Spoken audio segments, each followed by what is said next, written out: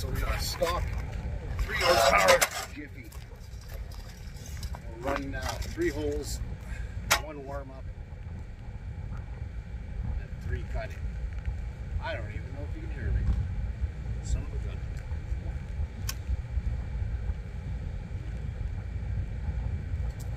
Let's see. Should I start?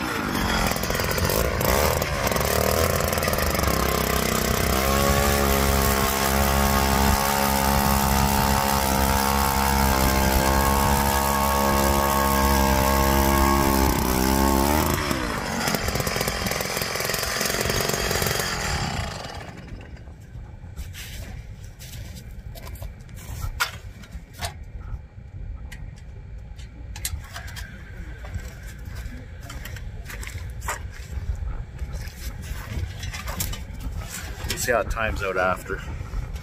Non-serrated blade. Just put that on this afternoon quick. I think 3 holes on those blades. Give me a sec, we'll grab the ported one and see if it actually runs any better. This one's 3 horse. I hope my audio showed up. The other one's 2 horse and ported. With an 026 still muffler, actually MS260. Real dirty muffler mod and some basic porting, so give me a sec. Might have to do some carb tuning quick. We'll see.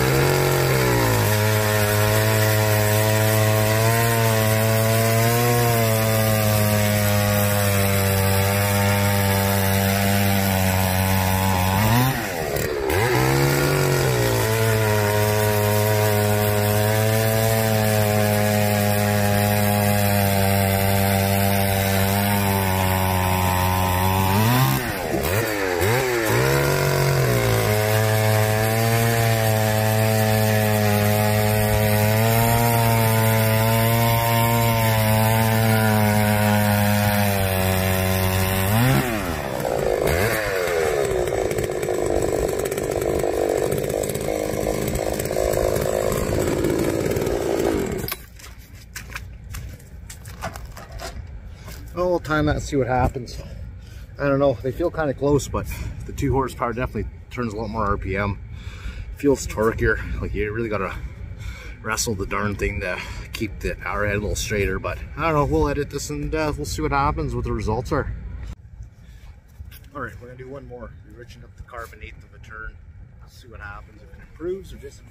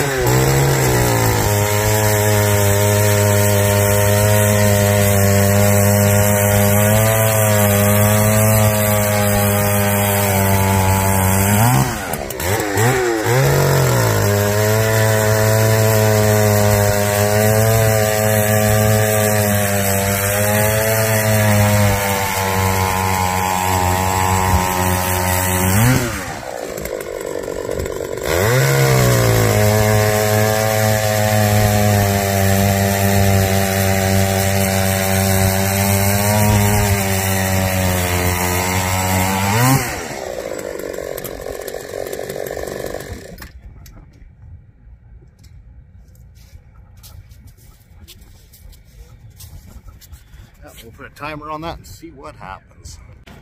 So the one thing we do know is this is a 3 horsepower Jiffy. That was the 2 horsepower, the yellow handled Jiffy. That was a smidge richer. That one felt like it wasn't running as good. But in this area, you can't really see all the different ice chips on the ice, but when you move over this way, and I know this is from that 2 horsepower, and you can see the chips, how much further they're getting thrown everywhere. So I know we're definitely pulling more RPM. It definitely feels like it's also turning more torque, because I do feel I have to fight the handle. Like earlier today when I was running it, it's like it's like snowed here, like it's melted and froze, right? So what I found, Ollie on that ice, you get her going, and next thing you know, if you don't get your footing right, you just start spinning with the power head. It was kind of weird. It was cool, weird, but so we know we're making more power out of it, definitely, for sure. But yeah, we'll see how this does time-wise up against, like I say, that old school 3 horsepower Jiffy. I do like the lightweightness of the yellow one though, hands down. It is definitely a much better power to weight wise, lighter to carry around, and especially when you're running around, we call it running and gunning, punching holes, dropping lines, doing some testing for a bit, and you just keep moving around like that. But yeah, so we'll run some times. I was hoping to test a factory stock Eskimo as well with an 8-inch, but that one's not running very good. Carb needs a carb kit minimum. It's an old auger, that one too. But anyways, get back to you guys in a bit with some times. Later.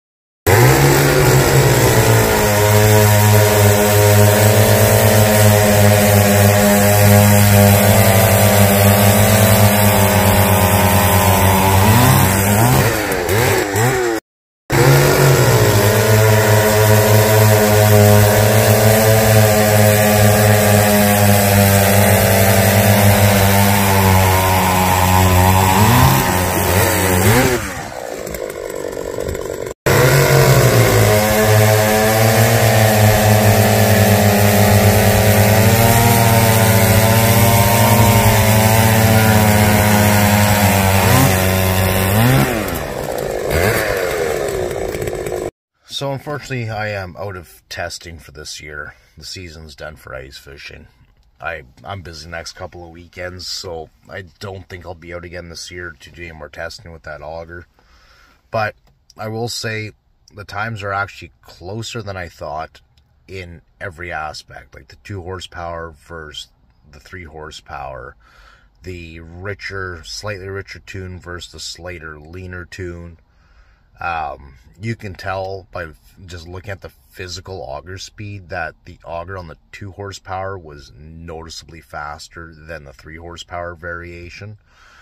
So it kind of surprised me that the 2 horsepower was not walking away as much as it felt like it was, like walking away from the 3 horsepower version. But I don't know what the exact weight differences are, but that yellow one feels like it's a good couple pounds lighter. It's got a plastic gear case and stuff like that. Still, it's got metal gears and all that. Whereas the 3 horsepower being older, it's just heavier. Transmission box is all metal on that one. I don't know about the gears, if the gears are more beefier, but when you are carrying them around with the same flyte on, you can totally tell the weight difference. So I'm pleased with how that yellow one turned out. Like I said earlier, due to the fact the power to weight ratio, it's a lot lighter to carry around. I might pick up an 8-inch flyte for that one actually for next year, just to even lighten it up even a couple more pounds, make it easier for carrying. So, like I say, I think that's the end of this test for this winter. It was a last minute thing I put together to try out and see.